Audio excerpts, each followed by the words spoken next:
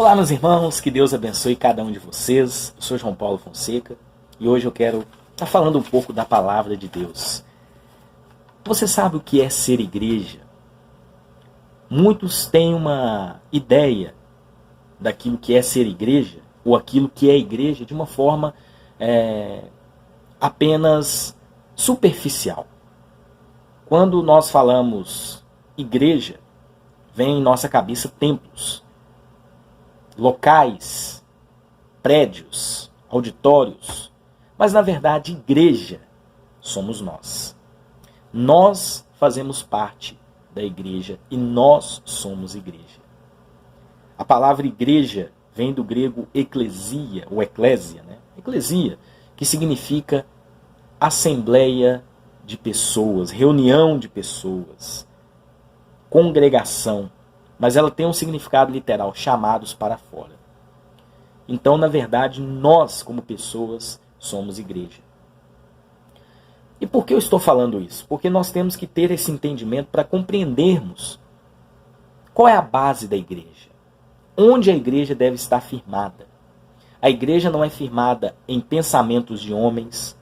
A igreja não está firmada em ideologias criadas por pessoas, doutrinas muitas das vezes falsas, que homens inventam para poder sustentar um ideal ou um pensamento. Mas quando a igreja está solidificada naquilo que a palavra de Deus nos mostra, ela cumpre o seu chamado de uma forma eficaz e de uma forma de acordo com aquilo que Deus quer que a igreja seja embasada. Bom, diante disso, eu quero estar apresentando algumas ponderações, algumas reflexões sobre aquilo que é a igreja. A primeira coisa é o alicerce da igreja. E eu quero fazer um paralelo com a construção de um templo, de uma casa, de um prédio, para a gente poder entender aquilo que é ser igreja. A primeira coisa, quando nós construímos uma casa, nós começamos sempre pelo alicerce. Eu lembro quando eu ajudei meu pai na construção da nossa casa, a primeira coisa que nós fizemos foi a estrutura do alicerce. Ou seja, a gente cavou os tubulões, fundos, para poder estar fazendo ali a estrutura que iria suportar tudo aquilo que nós fizéssemos depois, as paredes, telhado e etc. Sempre começamos pelo alicerce. E Jesus dá essa resposta para Pedro, lá em Mateus capítulo 16, a partir do versículo 13. Olha só o que a palavra de Deus diz. Indo Jesus para os lados de Cesareia de Filipe, perguntou a seus discípulos: quem diz o povo ser o filho do homem? E eles responderam: uns dizem João Batista, outros Elias, outros Jeremias, ou algum dos profetas, mas vós, continuou ele, quem dizes que sou? Respondendo Simão Pedro: tu és Cristo, filho do Deus vivo. Então Jesus lhe afirmou: bem-aventurado és tu, Simão Barjonas, porque não foi carne e sangue que tu revelaram, mas o meu Pai que está nos céus. Também eu te digo que tu és Pedro, e sobre esta pedra edificarei a minha igreja, e as portas do inferno não prevalecerão contra ela. Então aqui nós temos uma confissão verdadeira de Pedro, mediante a tantos boatos que estavam pairando entre eles. Muitos do povo, muitas pessoas ali que pertenciam ao povo achavam que Jesus era apenas um profeta, era mais um profeta enviado, ou então ele era apenas uma reencarnação de alguém, vamos dizer assim. Mas na verdade Pedro deu um testemunho vivo daquilo que Jesus era de fato. Jesus era o Filho de Deus, o Messias prometido para salvar o homem do pecado, que viria a essa terra para cumprir um propósito, que era salvar o homem do pecado, derramando todo o seu sangue em prol da humanidade. E ele faz um trocadilho com o nome de Pedro, que na verdade Pedro, ele no hebraico vem de Cefas, que quer dizer pedra. Mas na verdade Jesus ele dá uma base sólida com relação à confissão de Pedro. Ele diz: olha, tu és Pedro, e sobre esta pedra, quer dizer, ele, né, que era o Filho de Deus, mediante a confissão de Pedro, que Jesus era o Filho de Deus. Então, sobre ele, sobre Cristo, a igreja seria edificada. E nós temos um outro texto que fala a respeito disso, né? Está lá em Efésios capítulo 2. Paulo vai dar testemunho a respeito disso, né? Daquele que é o fundamento da igreja, né? Olha só que interessante. Aliás, é 1 Coríntios capítulo 3. 1 Coríntios capítulo 3, a partir do versículo 11. Olha só que interessante que Paulo fala a respeito disso, né? Vamos ler a partir do versículo 10. Segundo a graça de Deus que me foi dada, lancei o fundamento como prudente construtor, e outro edifica sobre ele. Porém, cada um veja como edifica, porque ninguém pode lançar outro fundamento, além do que foi posto, o qual é Jesus Cristo. Contudo, se o que alguém edifica sobre o fundamento é ouro, prata, pedras preciosas, madeira, feno, palha, manifesta se tornará a obra de cada um, pois no dia a dia demonstrará por que está sendo revelada pelo fogo, e qual seja a obra de cada um, o próprio fogo o provará. Olha que interessante. Não há outro fundamento senão posto, o qual já foi revelado em Jesus Cristo. A igreja precisa ser fundamentada na doutrina de Jesus. A igreja é fundamentada em Cristo. O alicerce da igreja, a base, o início é Jesus. Jesus precisa estar no centro de tudo aquilo que a igreja professa. Nós estamos fundamentados em Cristo. Cristo é a rocha. Ele é a pedra angular, a pedra de tropeço para aqueles que não creem. E nós estamos fundamentados nele. É como um alicerce de uma casa, né? Se você construir sobre uma areia, não vai resistir. Pode vir a tempestade, o vento, vai cair. Mas quando tem uma base sólida, e essa base é Jesus, porque ele é perfeito. Não há erro, não há falha em Jesus. Então aqui nós percebemos que Jesus, ele é o alicerce da igreja. E o interessante é que em Efésios, agora sim, capítulo 2, Efésios capítulo 2, a partir do versículo 19. Efésios 2, 19, nós vamos ler mais a respeito de tudo isso que estamos falando. Olha só. Efésios 2, capítulo 19.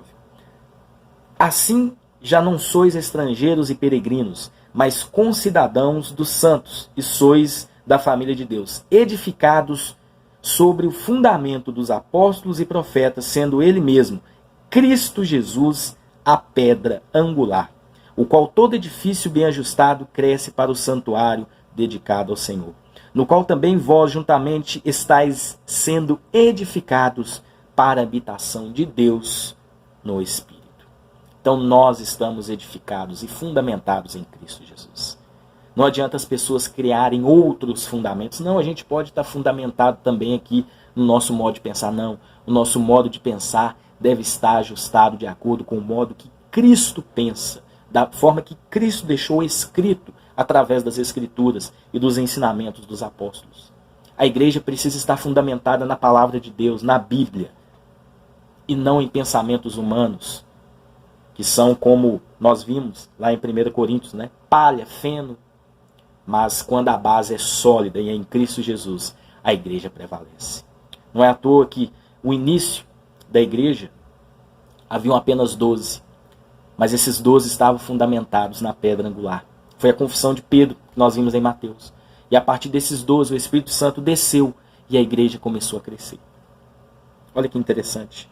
Só existe um fundamento, e esse fundamento é Jesus. E a igreja precisa estar alicerçada nele, pois ele é a rocha. Em Romanos capítulo 15, versículo 20, nós vamos ter mais um ensinamento a respeito disso. Romanos capítulo 15, a partir do versículo 20. Olha só o que Paulo nos traz nesta passagem. Esforçando-me deste modo para pregar o evangelho onde Cristo já fora anunciado, para não edificar sobre fundamento alheio, mas antes, como está escrito, hão de vê-lo aqueles que não tiveram notícia dele, e compreendê-lo os que nada tinham ouvido a seu respeito. Porque toda honra e glória é para Jesus. E a nossa pregação deve ser Cristo, que foi crucificado, derramou seu sangue na cruz, mas ressuscitou ao terceiro dia, para que nós pudéssemos ter vida através dele, mediante ao seu sacrifício. Então aqui nós aprendemos que o fundamento da igreja é Jesus Cristo, o alicerce é Cristo. Mas, após construirmos uma casa, nós vamos começar pelo fundamento, como aprendemos. E depois vamos levantar as paredes. Mas essas paredes precisam de colunas, de pilares, para que elas não venham a ficar meio que imóveis ali, né? Então nós já passamos aqui para os pilares. E quais são os pilares da igreja? Eu quero listar 3 pilares essenciais para que toda a estrutura possa estar solidificada. Lembrando que os pilares estão ligados no alicerce. Como uma casa, quando a gente constrói ali as colunas, elas estão ligadas no alicerce para poder aguentar o peso do telhado e das paredes, e aí toda a estrutura da casa. O primeiro pilar é o mais importante, por isso ele é o primeiro, é o pilar do ensino. O ensino ele é necessário para que possamos não sermos enganados por todo o vento de doutrina. Lá em Efésios capítulo 4, versículo 14, fala a respeito disso. Então uma igreja bem estruturada é aquela que tem um ensino baseado na palavra de Deus, baseada nos princípios elementares das Escrituras. E não por doutrinas de homem ou falsas interpretações da palavra, que muitos usam textos fora de contextos para fundamentar as suas doutrinas, que na verdade não estão baseadas nos princípios de Cristo Jesus, os princípios básicos deixados pelos apóstolos através das Escrituras. Então, por que precisamos ter esse pilar na igreja, o pilar do ensino? Para que nós possamos crescer na graça e no conhecimento da verdade, para que nós possamos ter uma fé sólida, não uma fé no homem, uma fé apenas em fatos, mas uma fé em Deus. Uma fé verdadeira, baseada na palavra de Deus. Então isso é interessante, né? Para que não venhamos a ser levados por todo vento de doutrina. Mas tudo isso deve ser baseado na palavra de Deus, porque lá em 1 Timóteo capítulo 3, 1 Timóteo 3,16, nós encontramos uma explicação para tudo isso, onde Paulo diz o seguinte, 1 Timóteo 3,16, olha só. Evidentemente, grande é o mistério da piedade. Aquele que foi manifestado na carne foi justificado em espírito, contemplado por anjos, pregado entre os gentios, crido no mundo, recebido na glória. Porque Cristo se manifestou a nós, e através da palavra de Deus nós temos esse entendimento. Pois tudo aquilo que fazemos é para honra e glória do nosso Deus. E ainda, dentro disso, nós também encontramos que o ensino coerente nos ensina a andar de acordo com a palavra de Deus. E o interessante é que também em 1 Timóteo, capítulo 6, nós vamos ter outra explicação a respeito disso.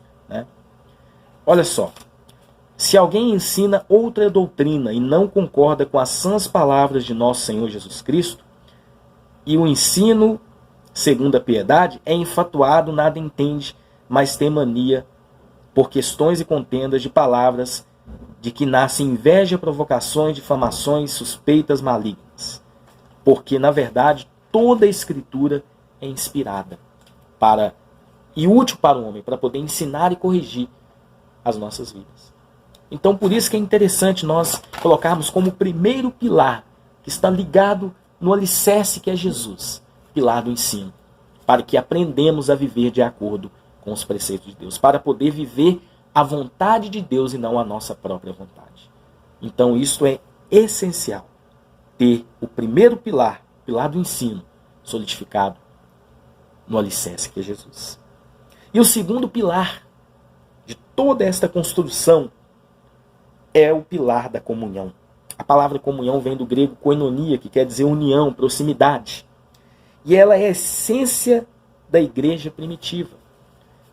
Então, a igreja ela cresceu, lógico, por causa do Espírito Santo, mas através do pilar do ensino, onde eles aprendiam dos ensinamentos de Cristo, dos ensinamentos dos apóstolos, que vinham de Cristo. Mas lá em Atos capítulo 2, nós temos um testemunho forte a respeito da comunhão. Pois todos viviam em comunhão, e essa comunhão era essencial para o crescimento da igreja. Olha só o que diz lá em Atos capítulo 2, a partir do versículo 42. E perseveravam na doutrina dos apóstolos e na comunhão, no partir do pão e nas orações. E cada alma havia temor. Muitos prodígios e sinais eram feitos por intermédio dos apóstolos. Todos os que creram estavam juntos e tinham tudo em comum. Vendiam suas propriedades e bens, distribuindo o produto entre todos, à medida que alguém tinha necessidade. Diariamente, perseveravam unânimes no templo, partiam pão de casa em casa e tomavam as suas refeições com alegria e singeleza de coração, louvando a Deus e contando com a simpatia de todo o povo. Enquanto isso, acrescentava-lhes o Senhor dia a dia os que iam sendo salvos. Então essa comunhão, primeiro, perseveravam na doutrina, no ensino dos apóstolos. Depois, a comunhão entre eles como família. E isso resultou em várias pessoas sendo salvas dia a dia. E essa comunhão tem que ser como a comunhão do pai e do filho. Uma comunhão íntima, como família, para que possamos aprender juntos a caminhar. Pois a igreja, como Paulo mesmo diz, é o corpo de Cristo. E são vários membros no corpo. A minha mão, por exemplo, tem uma função, que não é a mesma função do olho, mas eles andam juntos no mesmo corpo. Assim a igreja também precisa andar da mesma forma. Pois várias pessoas têm chamados diferentes, né? Lembrando que nós somos baseados no alicerce que é Jesus. Aprendemos, através do ensino, que é um dos pilares, a viver em comunhão, que é o segundo pilar da igreja. Isto é essencial para o crescimento, pois através disso todos serão abençoados, pois todos vivem no mesmo propósito, andando de acordo com os princípios bíblicos. Lá em Romanos capítulo 12, nós vamos ter esse entendimento. Romanos capítulo 12. Olha só o que Paulo nos traz de ensinamento com relação a andarmos em comunhão uns para com os outros. Romanos capítulo 12, a partir do versículo 4. Olha só, Paulo vai falar o seguinte. Vamos ler a partir do versículo 3. Porque pela graça que me foi dada, digo a cada um dentre vós, que não pense de si mesmo além do que convém. Antes, pense com moderação segundo a medida da fé que Deus repartiu a cada um. Porque assim como um só corpo temos muitos membros, mas nem todos os membros têm a mesma função. Também assim nós, conquanto muitos, somos um só corpo em Cristo e membros uns dos outros, tendo, porém, diferentes dons segundo a graça que nos foi dada. Se profecia, seja segundo a porção da fé. Se ministério, dediquemo-nos ao ministério. Ou que ensina, esmerece-se em fazê-lo. Ou o que exorta, façam com dedicação, o que contribui com liberdade, e o que preside com diligência, quem exerce misericórdia com alegria. Então cada um tem uma função na igreja. Por isso que é essa comunhão íntima, para que cada um cumpra o propósito que Deus designou para fazer com relação a ser igreja. Muitos são chamados para pregar, outros também para pregar e ensinar.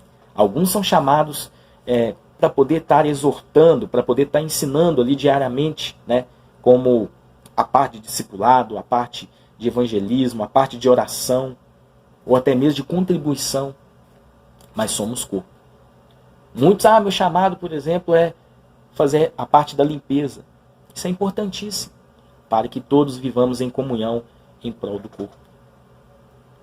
Porque quando uma parte do corpo está ruim, né, quando um desses pilares que nós estamos falando, o primeiro pilar do ensino e o segundo pilar da comunhão, se um pilar desses der problema, toda a estrutura da igreja poderá ser abalada. E aqui nós entramos nessa parte, né, que é ótimo, é essencial os irmãos viverem em comunhão. Lá em Salmo 133 vai falar, né, como é bom e agradável que os irmãos vivem em comunhão, para que a estrutura da igreja continue firme, sem ter problema algum. E o terceiro pilar da igreja, que está alicerçado na base, no alicerce, que é Jesus, é o pilar da oração, né? Porque a oração é o nosso combustível. A oração nos traz intimidade com Deus. A oração nos traz uma comunhão com o Pai, para que todos possam ser abençoados, pois Deus, Ele preza que o cristão tenha uma vida de oração, uma vida de intimidade. Então, dentro de tudo isso que nós aprendemos, primeiramente, o alicerce, Jesus Cristo, a base.